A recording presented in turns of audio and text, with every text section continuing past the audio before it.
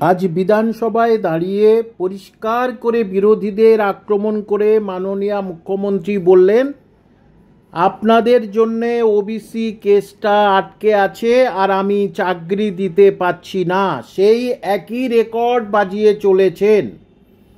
তাই আপনাদের বললাম, যারা চাকরি প্রার্থী, চাকরি পরীক্ষার্থী, তাদের কথা, তাদের জন্য আমি বলছি যে এই যে ওবিসি মামলা কবে মিটবে, কারণ পর দুবার ওবিসি মামলা একেবারে ফাইনাল হিয়ারিংয়ের জন্যে উঠেও সেটা পিছিয়ে গেল। সুতরাং অনেকের মনে নানা রকমের প্রশ্ন জেগে উঠেছে। এদিকে এসএলএসটি মামলা, আপনারা জানেন যে এসএলএসটি মামলা, সেটা রাজ্য সরকার আবার নতুনভাবে সেখানে যাচ্ছে, কলকাঠি নাড়ার চেষ্টা করছে, নতুনভাবে কিছু জমা দেবে যাতে কিনা আবার হিয়ারিং হতে পারে। এই যে নানা রকমের পলিসি ছলচাতুরি চলছে, এতে লাভ হচ্ছে সরকারের, আর ক্ষতি থেকে চরম ক্ষতির সম্মুখীন হচ্ছে আপনারা, যারা বিদ্যালয়ের মাস্টারমশাই দিদিমণি হওয়ার আশায় আকাঙ্ক্ষায় আছেন, যারা সরকারি চাকরি করার আশায় আকাঙ্ক্ষা আছেন। যত ক্ষতি, যত কিছু আশাহত হচ্ছেন আপনারা, আর আরও কষ্ট পাচ্ছেন আপনার অসহায় বাবা মা। তারা অনেক আশা করে আপনাদের একটা জায়গায় তুলেছে, লেখাপড়া করিয়েছে এই আশায় যে আমার সন্তানের হাতে আমি শেষ বয়সে খাবো, শেষ বয়সে শান্তি সুখে থাকবো, আমার সন্তান চাকরি করবে।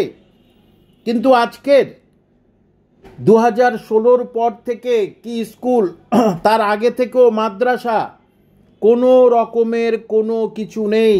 আপনারা দেখছেন প্রাইমারিও একই অবস্থা হয়ে আছে। প্রাইমারিও স্বীকার করে নিল যে হ্যাঁ, ওবিসি মামলার জন্য সিট হচ্ছে না। তাহলে আপনাদের প্রত্যেকেরই এখন টার্গেট মাদ্রাসা সার্ভিস কমিশন। আর ঠিক এই জন্যেই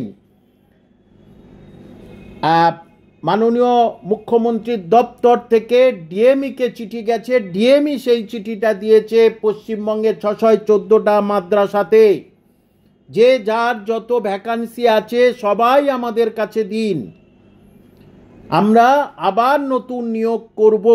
কারণ জানে এটা ছাড়া আর কোনো উপায় নেই। সামনে তো একটা কিছু বলে করে ভোট তো আনতে হবে। সুতরাং নিশ্চিত জানেন 18 মার্চ ওবিসি মামলা আবার উঠছে, ওটার কথা। এই 18 মার্চের আগে কিন্তু আপনারা কোনো সুখবর পেতে পারছেন না।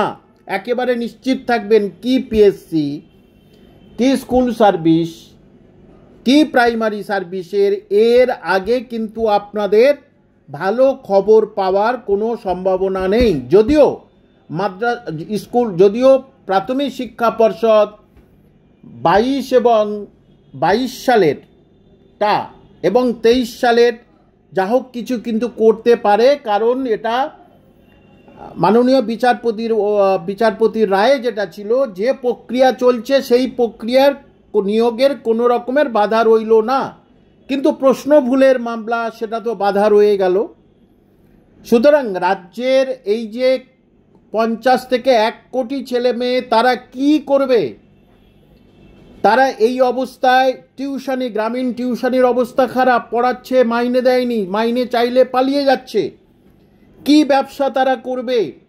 তাহলে আপনাদের আমি বলেছি, দেখুন এর আগে একটি ভিডিও দিয়েছি, শর্টস দিয়েছি, সেখানে আমি আপনাদের বলেছি, আমার পার্সোনাল ফেসবুক কামাল হোসেন, সেখানেও দিয়েছি যে আপনারা যে যা গ্রুপ করেন, বহু গ্রুপ আমি দেখেছি, অনেক, তার মধ্যে 15-20টা গ্রুপ তারা আমার কাছে এসেছিল, তারা একে অপরের সঙ্গে মিলে কিন্তু আন্দোলন করবে না। এই 50 লক্ষ যদি চাকরি প্রার্থী রাস্তায় নেমে যায় গণতান্ত্রিক উপায়ে, কটা পুলিশ লাগাবে মাননীয় মুখ্যমন্ত্রী? সুতরাং শুধু অপেক্ষা করছি সেই